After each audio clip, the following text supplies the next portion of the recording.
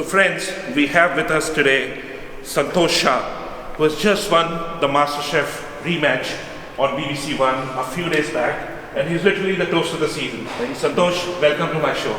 It's a pleasure and an honor to have you here on my show. So one of the most redeeming features for me of being in London and London life has been the relationship with food, which London has. And when it comes to Indian food, I think we have evolved. And not just evolved, we are at the forefront of changing it, not just for UK, but for the world. Today we have Masterchef rematch winner. I'll simply call you Masterchef Santosh because that's what I have respect for you. And I feel that you are a Masterchef. So I'll stick to that, but we know that you're the winner of Masterchef rematch, which just happened, concluded 2 days back. Yeah. So for me, Indian food, people like Santosh are redefining it, are changing it forever. And today we're going to talk about what's changing, how food is so closely connected to culture, and not just to culture, to many other aspects of our lives, which includes things, strangely, but true, things like even democracy, things as to what is freedom of expression, things as to what is natural evolution, because food touches on everything. January will be the month when we'll be celebrating something we call Veganuary.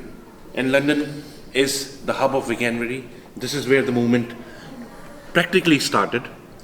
And Indian food bestows itself beautifully to the vegan, to the vegetarian norm. But before we get into all that, Santosh, a very big welcome to you, and thank you for being part of my show. Thank you. Thank you very much for inviting me, and I'm very pleased to be here. Thank you. Thank you, Santosh. Santosh, we've been kind of hearing about you. I mean, the first time heard that Masterchef has given you the most popular vote, and I was like, wow, there's a reason behind this. That must be something to do about how you approach food. And it's not just the palate, because when we're watching you on TV, we don't get to eat the food. We watch you, we kind of get to understand you as a person. So there must be something coming out of you, there must be a part of your personality which is seeping through. What do you think, what would you kind of give this, what is the reason for this success? What is that charisma, what is that magic factor which is coming out when you're doing the show and when you're talking about food?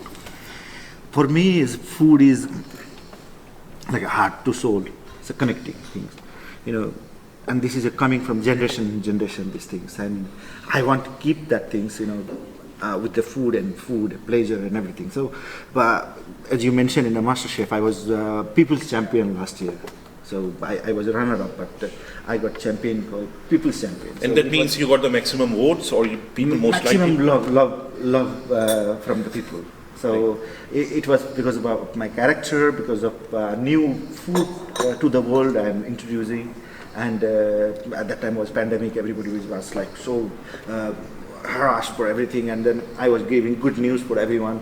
And I was and being Nepalese, I was introducing Nepal via me.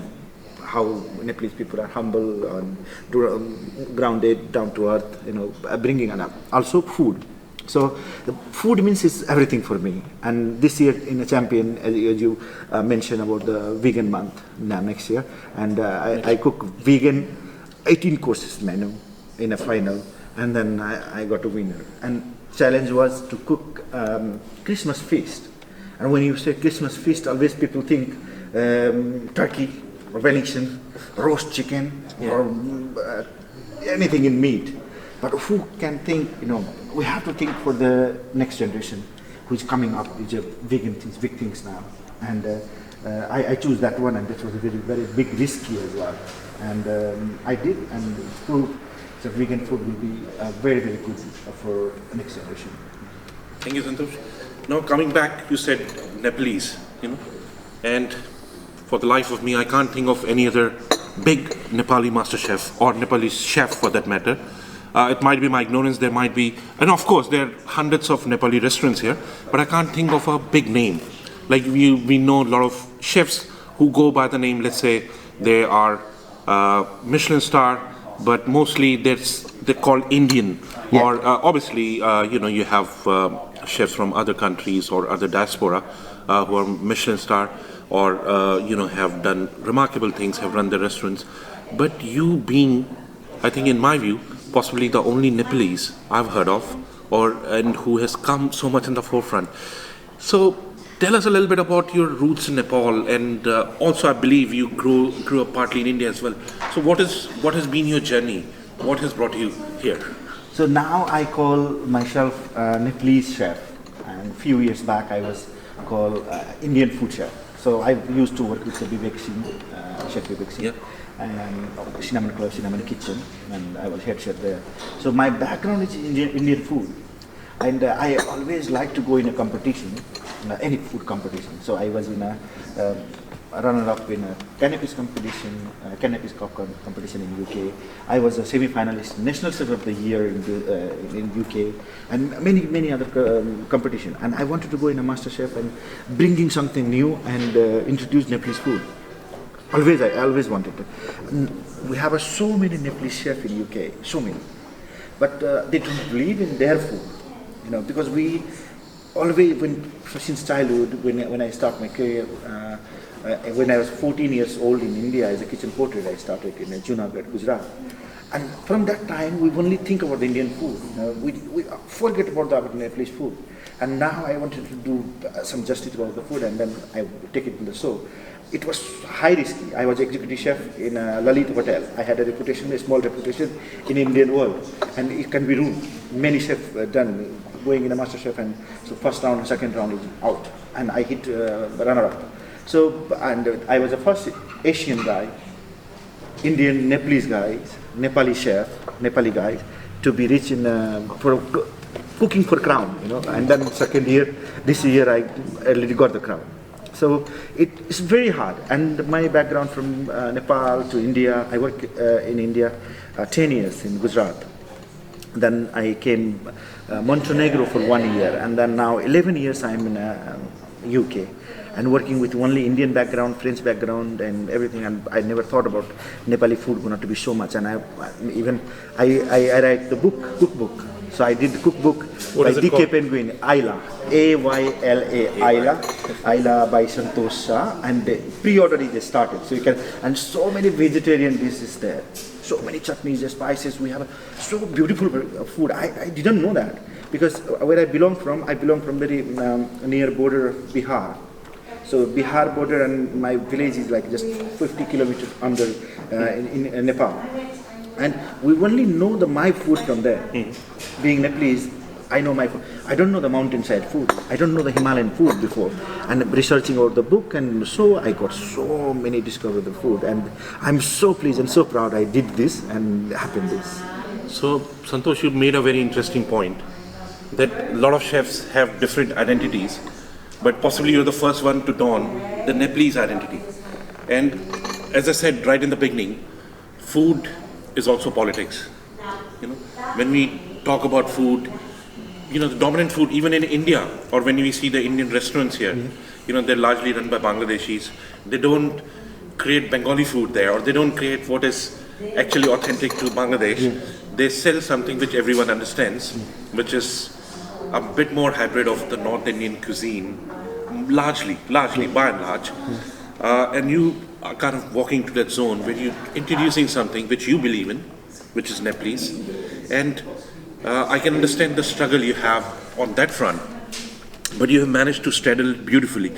What do you think is the future of food? Because what I fear is that a lot of the cuisines which are native to smaller places, which are native to smaller communities, or which are native and developed by smaller communities, by marginalized communities, will get lost, because we're in that world where things are known only by the bestsellers. So everyone Indian doesn't cook chicken tikka masala, and everyone doesn't eat the same kind of dal or the same kind of basmati rice. So the job is, for me personally, it's a huge loss that we, in the process of commercialization, we're going to end up losing some of the finer cuisines, some of the finer things about food. What do you think?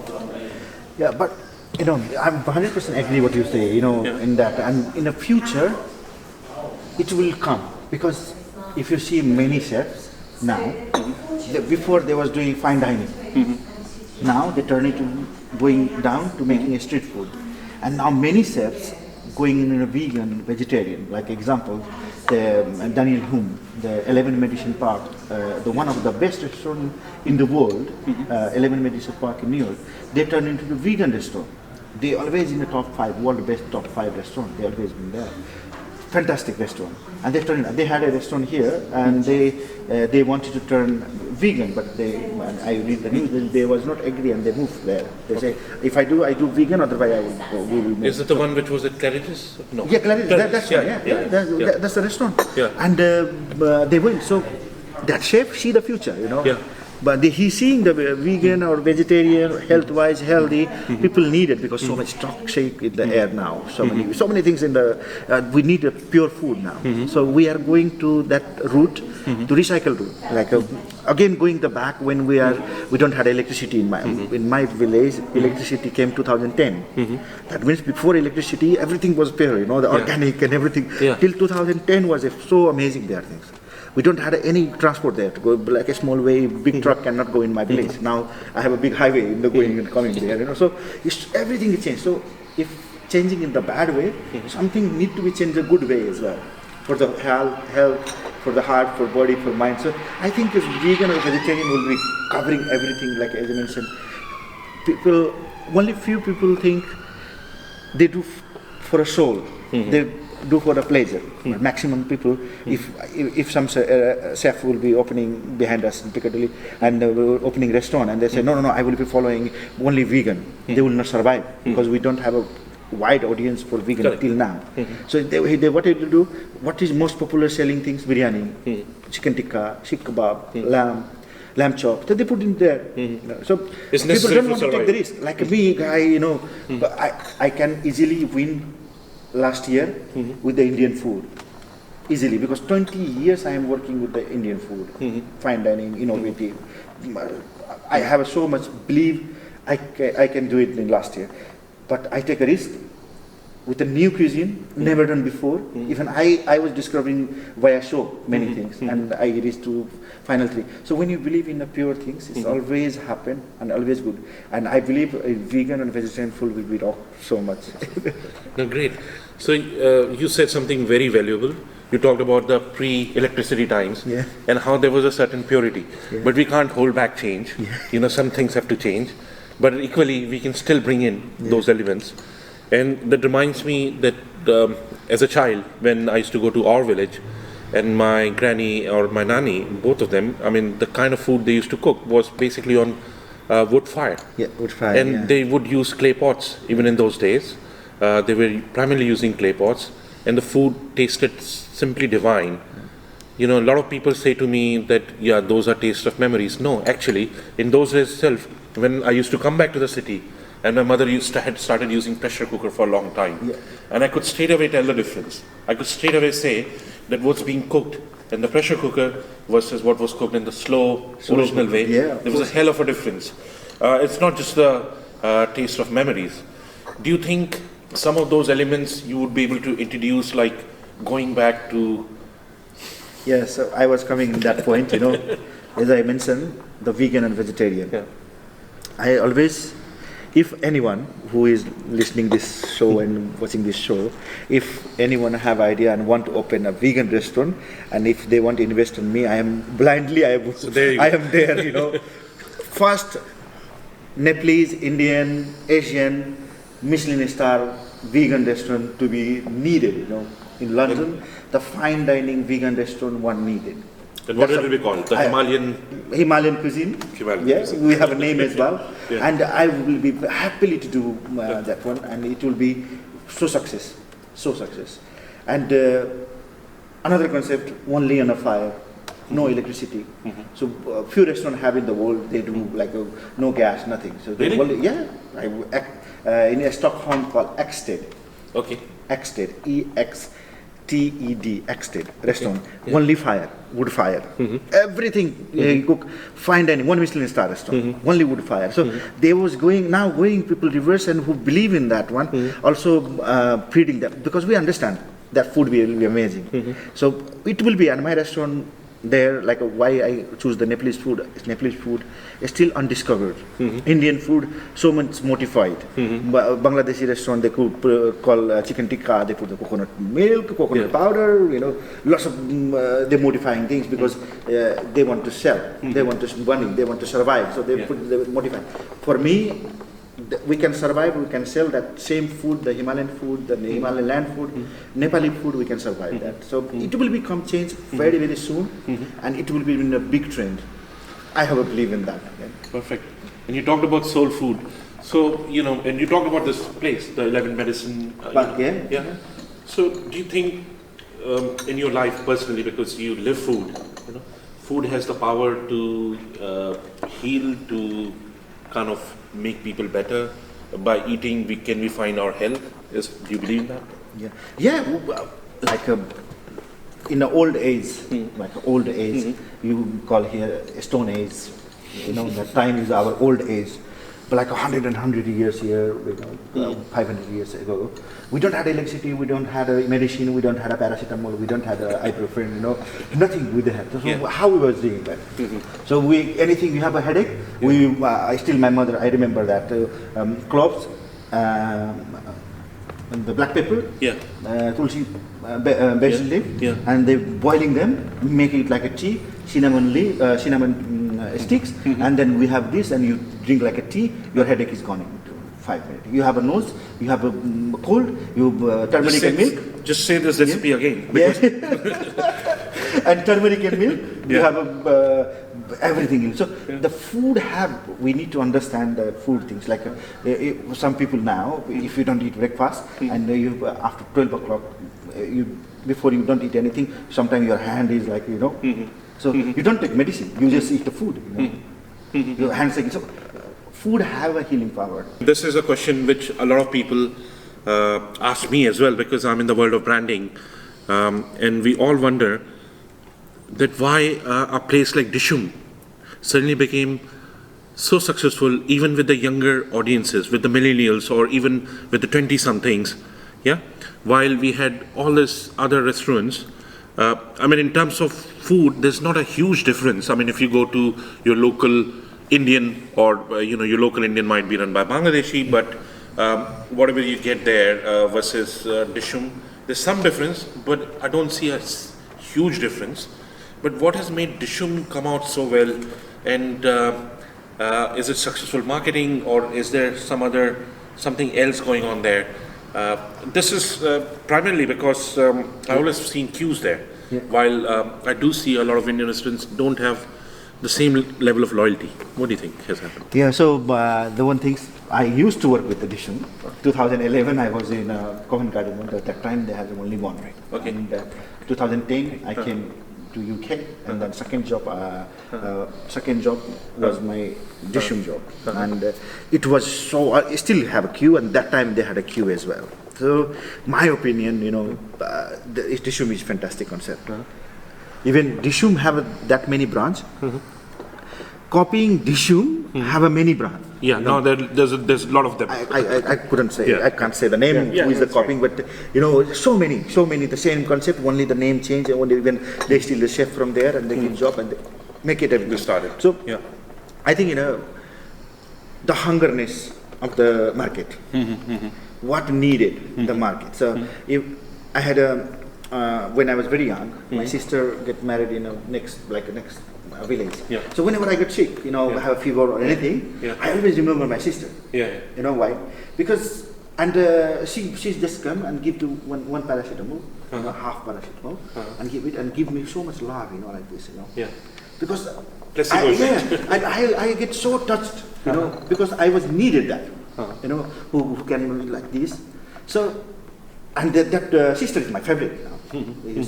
She's my favorite because what I needed, she gave me. I needed paracetamol, I needed a little bit love, I need a glass of water, and she's my favorite. Because what I needed, she gave me. So same things, Dishum. what was needed in the market. If you see Indian restaurant was high class, like a Michelin star. Everyone Michelin star, everyone a Michelin star, everyone fine dining. Or one was the Bangladeshi curry house, which was your local and too sweet. beer and curry. Yeah, and we people don't go to eat that. Yeah. We don't eat that food.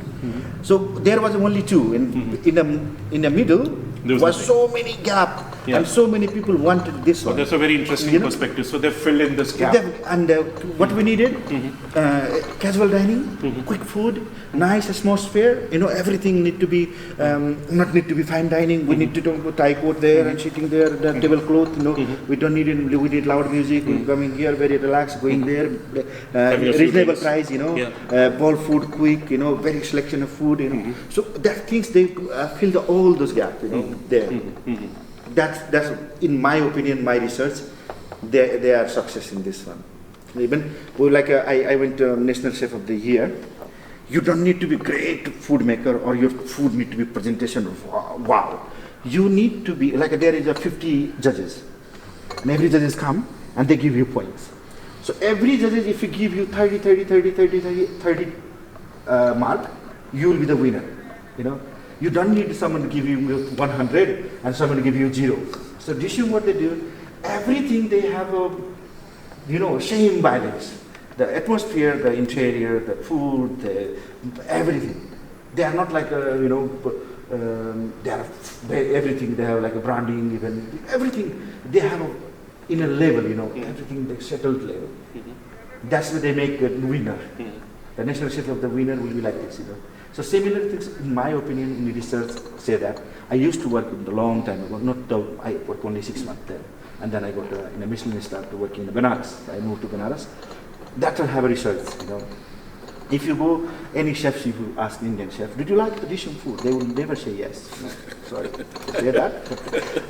The chef will be not easy because the chef always look for a creative, fine. Dish is not fine. You coming beautiful,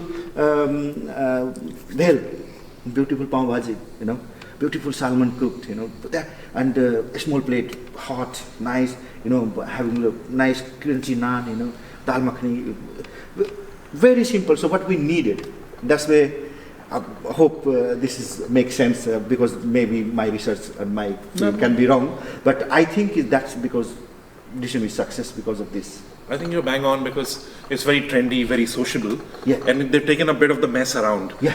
So your hands don't necessarily get dirty in the same way when you go to a curry house. Yeah. Possibly, I see that. When you get curry house, you have a full of color, food. Yeah. Chicken tikka look red, the tandoori chicken look red. If you go Michelin fine dining, sikh kebab coming like this piece, and then you have a chutney and you're cutting this, you are not feeling. So you are not feeling that middle gap, Middle gap. So they fill the middle gap. And they've been quite bold because they use the ambience and use of Hindi in some of the things. So, you see, they're quite bold. Everything is they make very fantastic.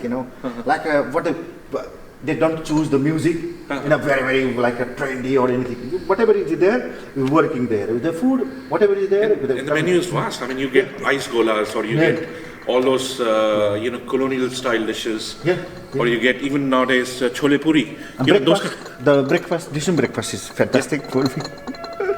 Thank you, Dishum. You need to pay. I'm advising you.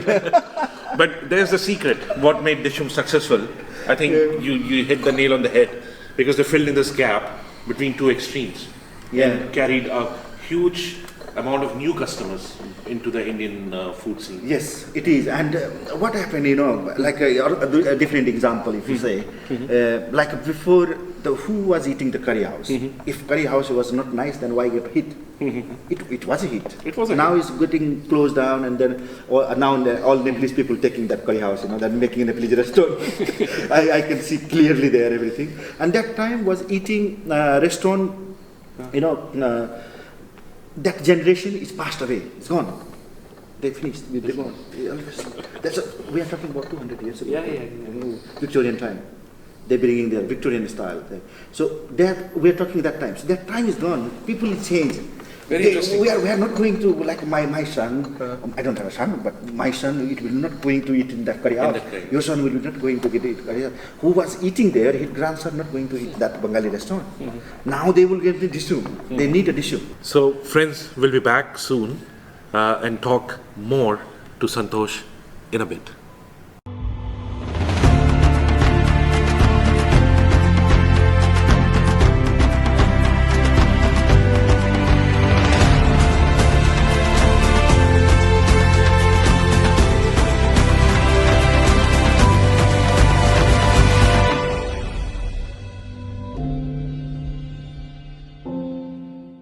So Santosh, I've traveled the length and breadth of this country, everywhere from Scotland to down south, to the remote port towns, to all the way Isle of Man, Wales.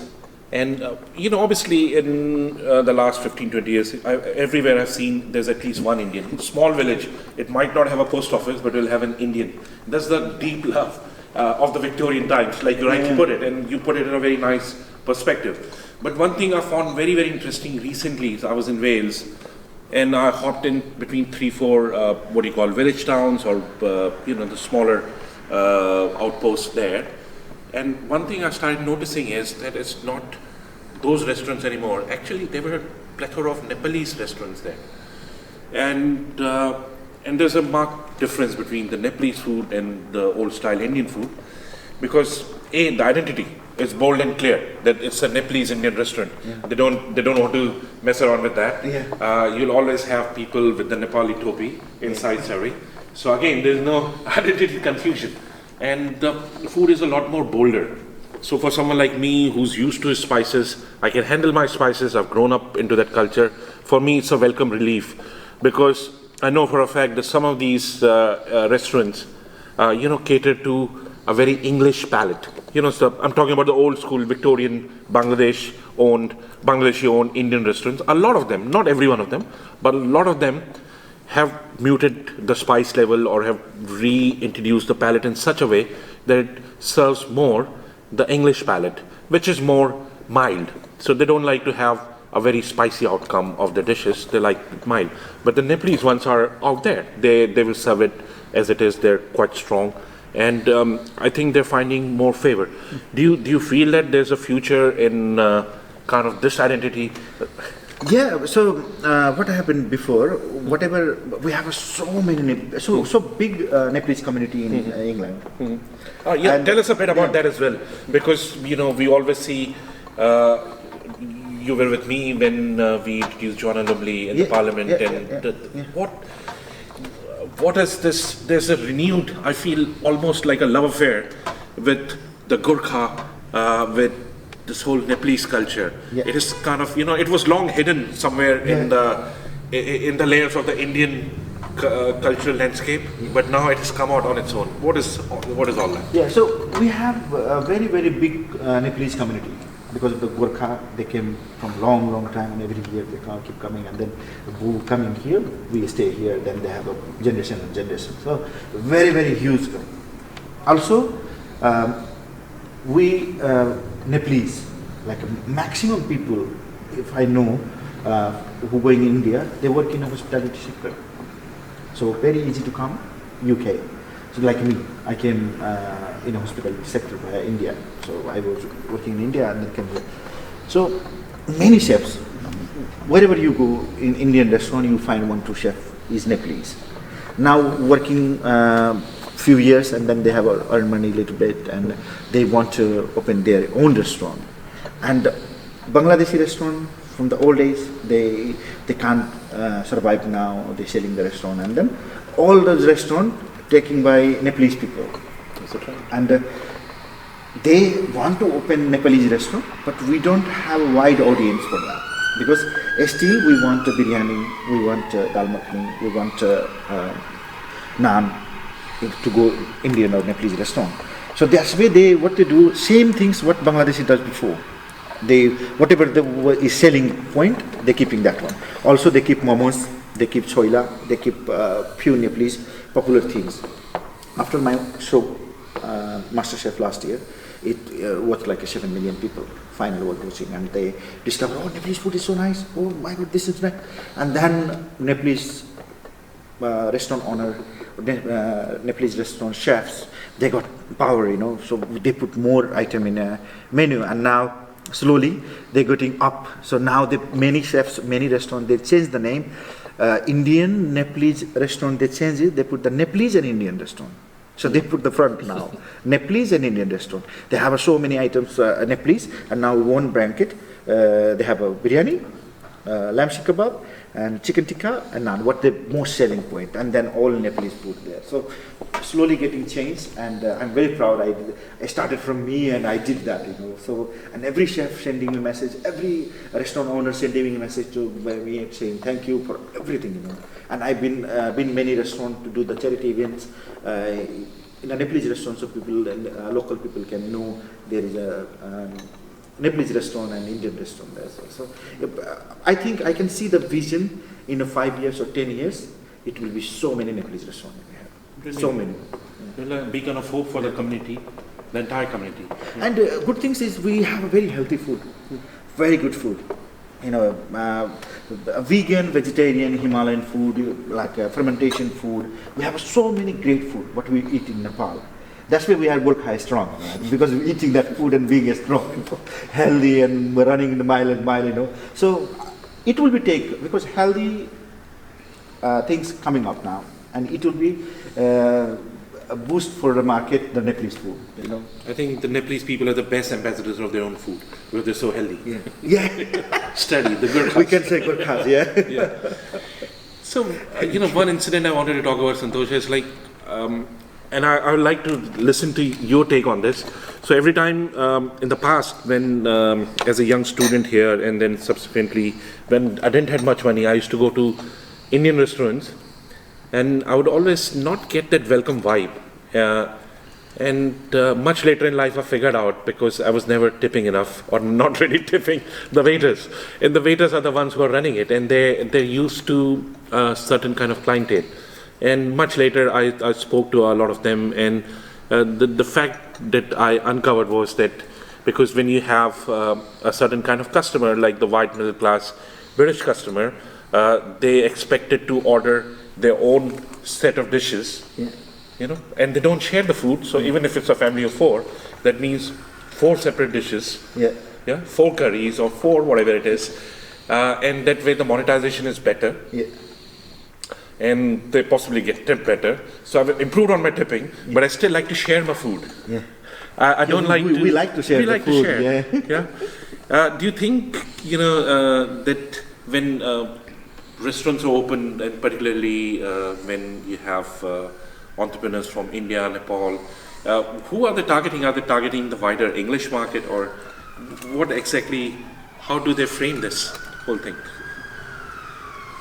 Now they had an experiment for everything, So like you're saying, this is serving style, tapas style, everything they have. But disum type, that food you can have a solo as well, and you can share as well. It's a good point. That's where disum is disum, and they got hit, because he hit every point. I think if I'm not mistaken, they do say it's sharing platters as well. Sharing platters, So sharing platters. And they have a very small portion. Price-wise is very less, but you have a small portion, then you can have it just for you. Or if you want sharing, then order 3 portions between 6 people or 5 people. So they have hit that point. They are not serving like in a big handi and feeling like a 4, and then later 5 people finish this and asking, can I have a takeaway? So every point hitting there, like Disum, and get success. We again came back to Disum, because there's something there to and this will be, who opening the restaurant, they have a different perspective. Like I say, I want to open Nepalese fine dining restaurant, and I'm looking for a place, or I'm looking for an investor, or anything. So I want to Nepalese fine dining. So I have this. Who will be my target? So who looking for something different than Banaras? So who looking different than Gymkhana? how many restaurants we went to, Parji Cafe, and so all restaurant you already had, but you're looking for the different something, but similar flavor, similar taste, and similar familiar taste. So I will be targeting that people who is foodie, new experience, new flavor, new taste. What do you think are the trends? Because we getting in the supermarkets all the time, new kinds of things. Jackfruit is the flavor of the month, or something else comes and they're like packed Indian food, which is going on. There are a lot of companies which are built on spices, atta, rice. There's a huge business. World food is a big business. What do you think? If anyone who's working in that industry, do you have any insight what's going to come next? I mean, we talked about vegan, vegetarian, but other than that, what else is going to be happening there? Supermarket food, people will be not going for that. I don't think. But it will be always there because population growing. We are getting busier with the office. We don't have time to cook. It will be that market as well. What we have now. If you go in a Waitrose, all the best chef. Food is there in the packet. Jamie Oliver to Gordon Ramsay to everyone have their food there. So it will be that market is still there because they have a market in that one as well. But I think vegan and vegetarian concept will be so much in the market. Now I can see that. Fine dining, yes, fine dining will be always there. But casual dining also will be there, like a Dishum style and other style. So I don't know. I don't know that much what will be there, and I don't have that research. But I just my focus in Nepalese cuisine, Nepalese food, vegetarian restaurant, vegan restaurant. So maybe I think so far we are enamored with like let's say Indian food or Italian food. There will be like this diversity, like you said, Nepalese or even further. Gujarati or all those cuisines, will they come out? Yeah, that cuisine will come because when the vegetarian hit, and vegan hit the market, the Gujarati food will be there because Gujarat is a vegetarian country. Mostly people is vegetarian, and so great food have Rajasthan and Gujarat vegetarian food. So that will be hitting. And also Nepal have so much great food for the vegetarian people. So it will be going up there because. I see in a restaurant, Gujarati food didn't take part, the Indian restaurant. Only it was Punjabi and North Indian or South Indian got there as well. But not Gujarati or Rajasthani food. But when the vegetarian market or vegan market will be hitting, that will be coming there. Same like a Punjabi food. All this success, what it generates in you, what you feel, is this how you envisage your life? Was this your dream? Or is this something which has happened? What is it? So when I was preparing to, I want to do Nepalese restaurant, and I went with the proposal to many people before the Masterchef, and they don't believe in that, because they wanted to do like a tissue, they want like a other restaurant, and I have done that work, and I want to go, and they was not believing. So that belief, I didn't take the bad way, I take the strong way. Let's do it and prove before opening the restaurant. So I take it in a Masterchef, and now I have a belief in that, the food. So, and Nepalese government, we never had anyone in Nepal who done justice for the Nepalese food, and they bring it that way. And I got presidential award for this. Because of this, I got there. And I got. And I believe you've been invited by number 10 as well. Number 10, and so many great things is happening there. Yeah. It's easy to lose your mind because you can get. No, we are chefs are very, very strong. Because I when I was 24 years old, 23 years old, I became executive chef in 5-star hotel. Yeah. I was very young guy, and under me, working like 100 people, and everyone was more than 45 years old, 50 years old, the old chef, and I was very young guy, very energetic and running here and there, and I was ahead of them. So I started learning from them and motivating, and very hard to work with those people. And when you are young, just 7 years experience. You are their boss, and they're working 40 years in that industries. So it's not easy job. So chef, we learn many things. Chef can be very good politician as well. They can run the country. So for these things, the success, all Masterchef, everything, making more stronger. I do remember seeing when you were voted the People's Champion, and you were the MasterChef runners-up initially, and I saw a picture which kind of touched me, which was, I believe, your mother, because it was somewhere on Twitter or social media or somewhere I saw it, and her wishing you, and I think that was a very nice image. And you know what that picture did that to me was the belief that someone like you, and I'll explain this to you, why you? Because I saw you in that light which was a lot more authentic. It was not a 5-star, made up, dressed up person, and I always look for that kind of, those kind of people. Because yes, we all want a certain kind of image around us, and we like that kind of razzmatazz, we like that sophistication or polish. But here was something, to me, was a lot bigger than that. It was something which was more soulful.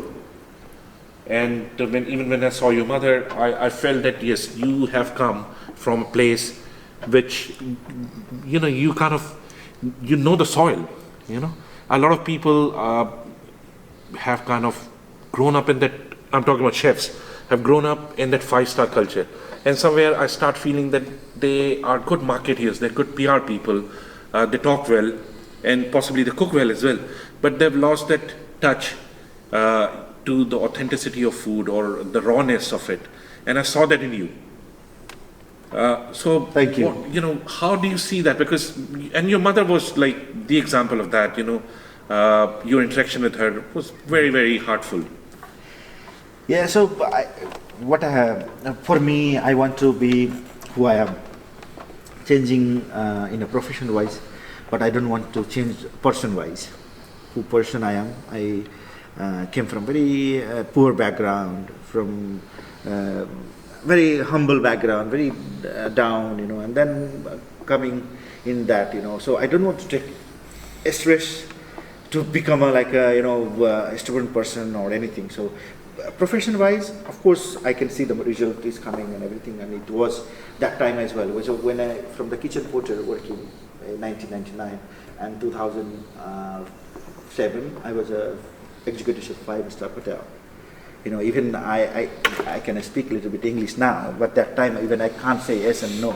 And I was an executive chef in 5-star hotel, without English, without computer, anything. How I manage, I know that thing. So every part was learning.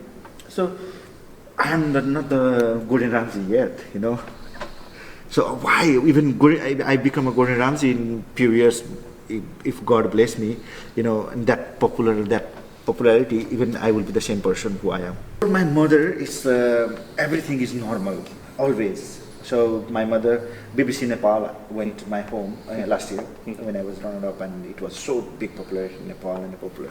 So journalists went there and they was taking interview with my mother, and when I talk about my mother, I got so emotional all the time. I cry, that even now he's coming there. I will try to not cry. Okay. So journalists asking, how you feeling? Your son is now national hero. How you feeling now?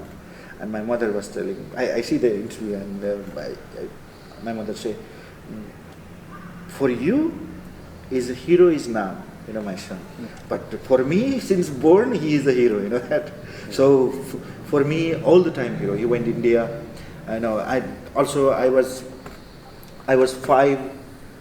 6 years old. I was selling plastic bags in a market, in a fish market, and this and But after that, I earned money. I was like 10 or 11 years old. I was selling bread in the market. So from that time, I was earning money for my family. So my mother know my son is hero always, since childhood. So she was telling the BBC Nepal, I was shocked, My mother even can't write her name, She can't write. She is not educated. When you go to signature or anything, so she put like this, And she was answering this question. I said, oh, look at this, So I think that was fantastic. That's the biggest success, to be a hero in front of your mother. She is very calm. I win this show, and I was calling. I know you're gonna do it. It's fine. Okay, enjoy it like this. Okay, no problem. No, nothing to say, nothing, no congratulations, nothing. My son is there. Yeah, she's amazing. She's very happy. She's very nice. Living with my brother and everything. So fantastic. I'm very happy. She's happy. So Santosh, who are the people you look forward to or who inspire you in the world of food or even beyond that? So for me, I like to answer this question. It's very much inspiration people. So when I was first time, I got become an executive chef. I had an interview with the Times of India, and I had an interview with the Astak and India TV. In there, because I was very young and PR marketing was so strong, and I got the chance to have in there. So, who is your inspiration? Ask me that in the question. Yeah? So I say Santosh Das. Santosh Das was my first executive chef where I was working in kitchen porter, because I never seen any man who was earning so much money, so stylish with this goatee. the cut goatee. I don't know how to call this. Have a moustache, is so amazing. Put iron shirt and coat. He was my mentor. So I say, okay, this one. Then I want like this. Within 7 years, I was like him. So now I respect him. He always will be there. Now who will be there? So I got meet to Chandra Sharbagyam. He was a CEO in that company. I was executive chef in this company. So he became my mentor. So the answer is, every time you need to change your mentor to become a better. So every 5 years, if you not able to change your mentor, that means you are not success in your life. I came in UK. My forever mentor will be Chef Vivek Singh, because I learned so much things. So much things from him, and he guided me, he pushed me, he giving me place for them. Even Cinnamon Kitchen, he gave me for free to do the 2-3 month pop-up. So I was doing 15-16 course Nepalese pop-up menu, and he gave me for free. And I learning from him, he's a very big Indian celebrity chef, and I was learning how to become a celebrity chef, how you keep calm, how you stay, and he helped me for Masterchef. What should I do? So he suggests me, be who you are. Natural always go better. So it's always changing. Mentor or keeping many mentor, Chef Santosh Shah, Santosh Das is always my mentor, still my mentor. Chandra Sarbagyam is also my mentor, still. Vivek Chef forever will be. There will be many more I want, So you get more influence, more power, more ideas, and more success. So Santosh, Nepal is one of its kind country. I don't think there's any place like that. Everyone possibly knows it because of Mount Everest, and I have some friends, including the very famous actor Manish Tiwari.